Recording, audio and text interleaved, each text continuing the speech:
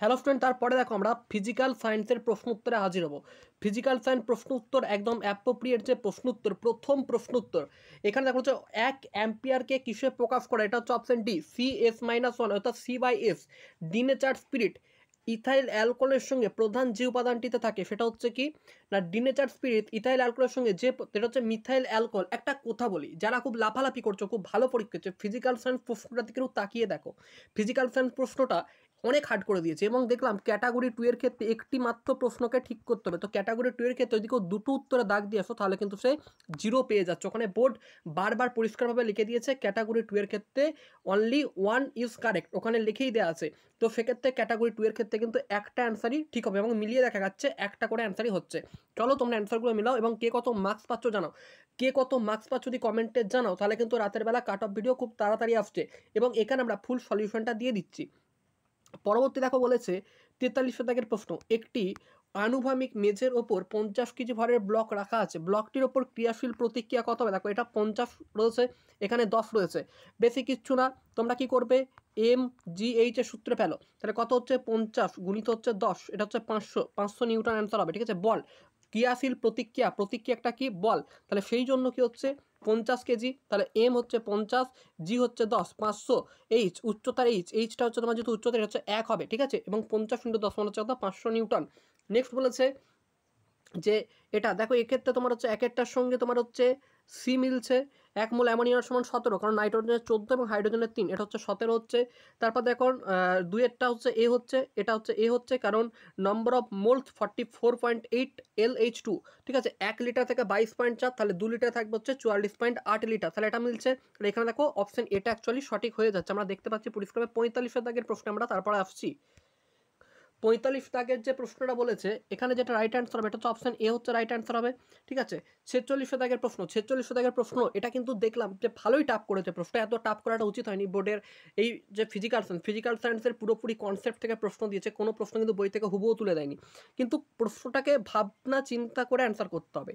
নিচের কোন আয়নটির ইলেকট্রন বিন্যাস হিলিয়ামের মতো কার ইলেকট্রন বিন্যাস? দেখো আমরা জানি হিলিয়ামের হচ্ছে 2, তাহলে হিলিয়ামে যদি 2 হয় তাহলে লিথিয়ামের এখানে কত আছে? লিথিয়ামের 3, তাহলে লিথিয়াম থেকে যদি একটা আমার আয়ন বেরিয়ে যায়, লিথিয়াম থেকে যদি একটা আয়ন আমার বেরিয়ে, তাহলে লিথাইম প্লাস হবে, তাই তো একটা নেগেটিভ বেরিয়ে গেলে লিথাইম হচ্ছে প্লাস আয়নটা গ্রহণ করছে। চলো তারপরে দেখো 44 দাগের প্রশ্ন বলেছে যে শীতল এবং লঘু নাইট্রিক অ্যাসিড, কি বলেছে দেখো ভালো করে পড়ো, শীতল এবং হচ্ছে লঘু নাইট্রিক অ্যাসিড এর সঙ্গে কোন ধাতুর বিক্রিয়ায় হাইড্রোজেন গ্যাস উৎপন্ন? ধাতুটি হচ্ছে ম্যাগনেসিয়াম, ধাতুটি হচ্ছে কি ম্যাগনেসিয়াম। 48 দাগের প্রশ্নটা কি হবে না 48 দাগের প্রশ্নটা হচ্ছে সি হচ্ছে রাইট অ্যান্সার হবে। হ্যালোজেন মৌলগুলোর বিজারণ ক্ষমতা বারবার পড়তে বলেছিলাম যে মেন্ডেলিভের পর্যায় সারণীর হ্যালোজেন ধাতুগুলির যে জারণ ক্ষমতা বিজারণ ক্ষমতা প্রত্যেককে ভালো করে পড়তে বলেছিলাম, এখান থেকে কিন্তু প্রশ্ন দিয়েছে। দেখো এই যে ছবিটা, এই ছবিটা কিন্তু হচ্ছে অহমীয় পরিবাহী, এই যে ছবিটা এটা কিন্তু অহমীয় পরিবাহী, অহমীয় পরিবাহীর ক্ষেত্রে কিন্তু এমন ছবি হয়। 50 দাগের প্রশ্ন, 50 দাগের যে প্রশ্নটা বলেছে যে এখানেতে ভিনিগার কতটা থাকে, দেখো ভিনিগার সর্বদা কত থেকে 5 থেকে 8% থাকে। তারপর দেখো তড়িৎ বিশ্লেষণের সময় জারণ ঘটে কোথায়, দেখো জারণ সর্বদা কোথায় ঘটে না অ্যানোডে হচ্ছে জারণ ঘটে, তাই তো, এবং ক্যাথোডে হচ্ছে বিজারণ ঘটে। দেখো জারণ মানে কি অ্যানোড হচ্ছে কি পজিটিভটা। ইভি হচ্ছে কার একক, দেখো ইভি হচ্ছে ইলেকট্রন ভোল্ট, হচ্ছে কার্যের একক। ঠিক আছে, কার্যের একক, কার্য বা শক্তির একক, সেম ব্যাপার। এবার এখানটাই বলেছে যে কোনো একটি বস্তুকে 10 সেমি ফোকাস দৈর্ঘ্য বিশিষ্ট অবতল দর্পণ থেকে 20 সেন্টিমিটার দূরত্বে রাখা আছে, প্রতিবিম্বের সাইজ বস্তু সাইজের সমান, অপশন সি হচ্ছে রাইট অ্যান্সার। তারপরে দেখো এখানে যেটা বলেছে যে 54 দাগের প্রশ্ন, 54 দাগের প্রশ্নটা এখানে যেটা চেয়েছে আমাকে বলেছে যে একজন স্বাস্থ্যসেবিকা কোনো রোগীদের উষ্ণতা ফারেনহাইট স্কেলে 4.5 ডিগ্রি বৃদ্ধি হতে দেখেন, ওই উষ্ণতা বৃদ্ধি সেলসিয়াস স্কেলে অর্থাৎ আমাদের যে সেন্টিগ্রেড স্কেলে বা সেলসিয়াস স্কেলেতে কত হচ্ছে? দেখো সেলসিয়াস স্কেলে এটা হচ্ছে 2.5 ডিগ্রি, এটা হচ্ছে রাইট অ্যান্সার অপশন ডি। ঠিক আছে, তারপরের প্রশ্ন দেখো বলেছে যে জলের যে পিএইচ অনুমোদনযোগ্য, জলের দেখো অ্যাকচুয়ালি পিএইচ হচ্ছে 7-এর মধ্যে থাকে, যদি 7-এর মধ্যে থাকে তুমি নিজে ভাবো কী হবে না, নিজে যদি ভাবো দেখো 7 থেকে 8-এর মধ্যে যেহেতু থাকতে হবে তো আমাদের কিন্তু 6.5 থেকে 8.5 কিন্তু হচ্ছে, অ্যাকচুয়াল হচ্ছে 7-এর মধ্যে, মানে 7 হচ্ছে অ্যাপ্রোপ্রিয়েট, তো আমার মাঝামাঝি জায়গাটা ধরি তো 6.5 থেকে 8.5 হচ্ছে রাইট অ্যান্সার। অনুমোদনযোগ্য সীমা বলেছে, কিন্তু ভালো করে দেখবে অনুমোদনযোগ্য সীমা বলেছে, তাই জন্য এরকম এই অ্যান্সারটা হচ্ছে। দেখো বলেছে লিনতাপের মাত্র সংকেত কি? লিনতাপের যে মাত্র সংকেত সেটা হচ্ছে L²T⁻², কারণটা আমি বলে দিই, লিনতাপ সমান হচ্ছে শক্তি বাই ভর। ঠিক আছে, শক্তি বাই ভর, তাহলে শক্তি বাই ভর যদি আমরা করি তাহলে শক্তির হচ্ছে mL²T⁻², দেখো শক্তির হচ্ছে mL²T⁻², আর হচ্ছে তোমার এম হচ্ছে কি না এম তোমার লাস্ট হচ্ছে ভর, ঠিক আছে, লাস্ট হচ্ছে তাহলে এম এম কেটে গেলে পড়ে থাকছে এল স্কোয়ার টি টু দি পাওয়ার -2 পড়ে থাকছে, তাহলে এল স্কোয়ার টি টু দি পাওয়ার -2 হচ্ছে রাইট অ্যান্সার। বলছে 92 ইউরেনিয়াম 238 এখান থেকে একটি আলফা কণা নির্গত হলে কি হবে, একটি আলফা কণা নির্গত হলে একটা 234 90, ঠিক আছে, অপশন বি হচ্ছে রাইট অ্যান্সার। শব্দ তরঙ্গ এক প্রকার কিন্তু অনুদৈর্ঘ্য স্থিতিস্থাপক তরঙ্গ, এটা হচ্ছে রাইট অ্যান্সার। তারপর বলেছে 100 ওয়াট ক্ষমতা সম্পন্ন বাল্ব 1 মিনিট জ্বলে, তাহলে 100 দিয়ে 60কে গুণ করো, কারণ 1 মিনিট সমান 60 সেকেন্ড, তাহলে 100 × 60 সমান হচ্ছে কত 6 কিলো জুল, এটা হচ্ছে right answer C, option C হচ্ছে এখানে রাইট অ্যান্সার।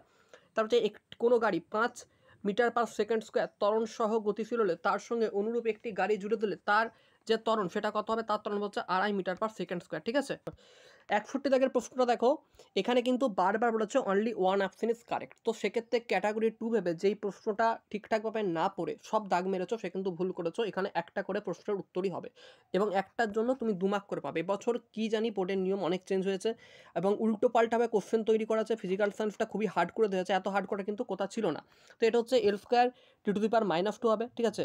লিনতাপের মাত্রা সংকেতটা সেগুলো আমি তো আলোচনা করলাম। চলো, বোর্ডের প্রশ্ন দেখে আমাদেরও খুব একটা খারাপ লাগছে যে এইভাবে কিন্তু হার্ড প্রশ্ন করা উচিত হয়নি। আচ্ছা, ইংলিশটা দেখো, ইংলিশটা আবার করেছে কেমন না, যেগুলো টপিকের মোটামুটি ঠিকই ছিল বাট এতটাও ইজি দিয়ে দিয়েছে যেটার ফলে অনেক স্টুডেন্ট কিন্তু কনফিউশনে পড়ে গেছে। 1 ফুট দাগের প্রশ্নটা বলেছে যে আসামের হচ্ছে আসাম মানে হচ্ছে সুন্দর, তো এখানে বলেছে যে সেম মিনিং এর সঙ্গে কী হবে, তো এটা হচ্ছে যেটা সেম মিনিং হবে সেটা হচ্ছে এক্সিলেন্ট, কী হবে না এক্সিলেন্ট হচ্ছে এখানে সেম মিনিং। নেক্সট প্রশ্ন বলেছে যে অ্যাক্টিভ মানে হচ্ছে সক্রিয়, লেজি মানে হচ্ছে কুল, এটা হচ্ছে বিপরীত মিনিং চেয়েছিল। তারপরে এটা দেখো, এখানে যে ন্যারেশন চেঞ্জ আমি বারবার বলেছিলাম একটা ন্যারেশন চেঞ্জ আসবে, এখানে সি হচ্ছে রাইট অ্যান্সার। তারপর দেখো I will look dash the meaning, এটা হচ্ছে আপ দ্য মিনিং হবে। এই পেজটা ভালো করে আমার কাছে আসেনি। আচ্ছা, এখানে মে বি কারেক্টলি, এখানে যে অপশনটা আছে এটা কিন্তু রাইট অ্যান্সার হচ্ছে অপশন এ, অপশন বি মানে এটা হচ্ছে রাইট অ্যান্সার হবে। তারপর দেখো এখানে যেটা বলেছে সেটা হচ্ছে লেন হবে, লেন অন দ্য স্ট্রেচার, এটা লেন অন দ্য স্ট্রেচার হবে। 67 দাগের প্রশ্ন, 67 দাগের প্রশ্নটা যেটা হবে সেটা হচ্ছে যে দ্য পেশেন্ট ডায়েট বিফোর, এখানে কিন্তু পাস্ট টেন্স যেহেতু ঘটে গেছে তো সেক্ষেত্রে এটা হবে ডায়েট, ঠিক আছে। 68 দাগের প্রশ্ন এই যে এখানে যেটা রং স্পেল মানে এখানে আমরা কারেক্ট স্পেল্ড, কারেক্ট হচ্ছে অপশন ডিটা হচ্ছে correct spelled. Select the correctly spelled word, এখানে কিন্তু চুজ অপশন বিটা হচ্ছে রাইট।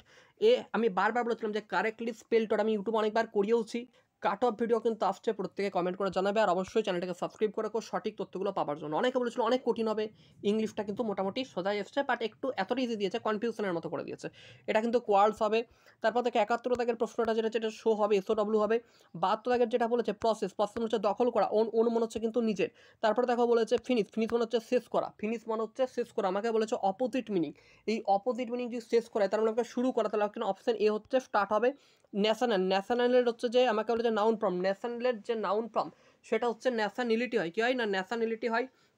আচ্ছা সরি, নাউন ফর্ম চেয়েছে তো নেশন হবে, নাউন ফর্ম হচ্ছে নেশন হবে, ঠিক আছে, নাউন ফর্ম হচ্ছে নেশন হবে। তার হচ্ছে এখানে বলছে সি ইজ কল্ড হচ্ছে a person who can not see, এটা হচ্ছে তোমাদের বলেছিলাম যে এরকম কিন্তু এক কথাই প্রকাশ দেয়, তো এটা হচ্ছে ব্লাইন্ড হবে, যে চোখে দেখতে পারে তাকে হচ্ছে কি বলে অন্ধ বলে। চলো নেক্সট আসি, অঙ্কের ক্ষেত্রে যেটা রাইট অ্যান্সার হবে এটা হচ্ছে অপশন এ হচ্ছে 0 হবে। তারপরে দেখো এটা হচ্ছে তোমার 28 সেমি হবে, সরি এটা হচ্ছে তোমার কত, এটা হচ্ছে 5/2 হচ্ছে রাইট অ্যান্সার, অপশন ডি হচ্ছে 5/2 রাইট অ্যান্সার। লগের অঙ্ক, লগ থেকে কিন্তু অঙ্ক একটা দেওয়ার কথা ছিল তো সেই মতো অঙ্ক এসেছে, এটা হচ্ছে 0 হবে। তারপর দেখো 79 দাগের যে প্রশ্নটা রয়েছে, 79 দাগের যে প্রশ্ন সেটা হচ্ছে 28 সেন্টিমিটার হচ্ছে রাইট অ্যান্সার হবে।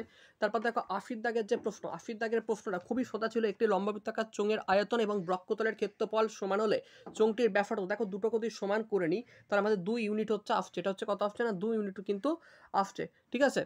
চলো নেক্সট প্রশ্নে আমরা আসছি। আচ্ছা, কারো কোনো সন্দেহ লাগলে বলবো, আমি কমেন্ট করে পরে দেখে নেবো, কারণ আমরা খুব তাড়াতাড়ি করে অ্যান্সারগুলো করেছি, হয়তো কোনো কারণে কোনো রং হতে পারে, কারণ এতগুলো প্রশ্নের অ্যান্সার 1 ঘন্টার মতো করা হচ্ছে আমাদের কাছে একটা চ্যালেঞ্জিংয়ের ব্যাপার, কারণ আমাদেরকে কষে এগুলো করতে হচ্ছিলো। চলো তারপরে দেখো এটা হচ্ছে 100 টাকা, তারপর ভিডিও বানানো, ভিডিওটাকে তারপর আপলোড করার অনেকটাই টাইম আমাদের নিচ্ছে। তারপরের প্রশ্নের উত্তর হচ্ছে 2 হবে, এটা হচ্ছে 2 হবে, তারপরটা 6√3 হবে।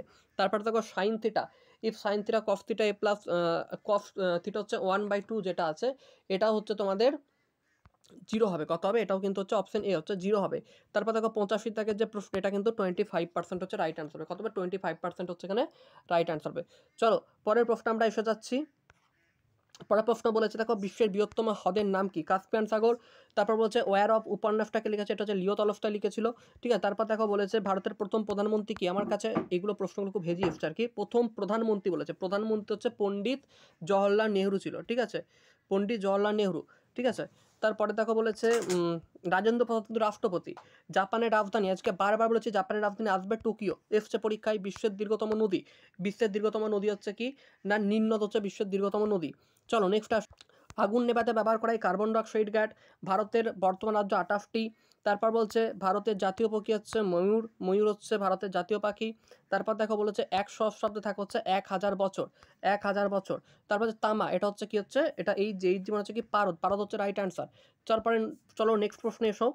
নেক্সট প্রশ্ন হচ্ছে রিজনিং। রিজনিংগুলো খুবই ইজি ছিল বাট তাও একটু জটিল দিয়ে দিয়েছে। দেখো এটা হচ্ছে ইন্ডিয়া যদি দিল্লি হয়, বাংলাদেশ হচ্ছে ঢাকা, বাংলাদেশের রাজধানী হচ্ছে ঢাকা, আজকে এটা বলেছিলাম আমাদের গ্রুপেতে। তারপর দেখো এটা হচ্ছে 5 স্কোয়ার প্লাস হচ্ছে 4 রাইট অ্যান্সার, এটা হচ্ছে 13 রাইট অ্যান্সার।